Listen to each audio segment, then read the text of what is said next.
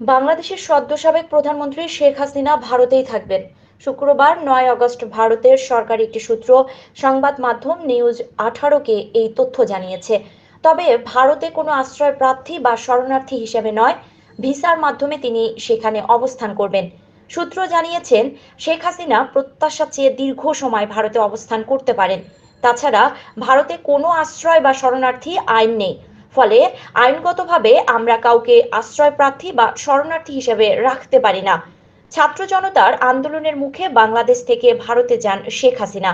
এরপর সেখান থেকে তার যুক্তরাজ্যে যাওয়ার কথা ছিল, কিন্তু পরে জানা যায় তার যুক্তরাজ্যে যাওয়া অস্পষ্ট।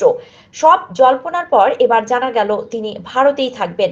দেশ ছেড়ে যাওয়ার সময় শেখ হাসিনা বাড়তি কাপড় চোপড় নিয়ে যেতে পারেননি। ফেলে যেতে হয়েছে দৈনন্দিন ব্যবহার্য জিনিসপত্র। জানা গেছে, দেশ ছাড়ার জন্য শেখ হাসিনাকে মাত্র ৪৫ মিনিট সময় দিয়েছিল নিরাপত্তা বাহিনী। পরে একটি সামরিক প্লেনে চড়ে উড়াল দেন তিনি। এ সময় তার সঙ্গে ছিলেন ছোট বোন শেখ রেহানা ও অন্য ঘনিষ্ঠ সহযোগীরা। তাদের বহনকারী প্লেনটি দিল্লির কাছে হিন্দন বিমান ঘাঁটিতে অবতরণ করে।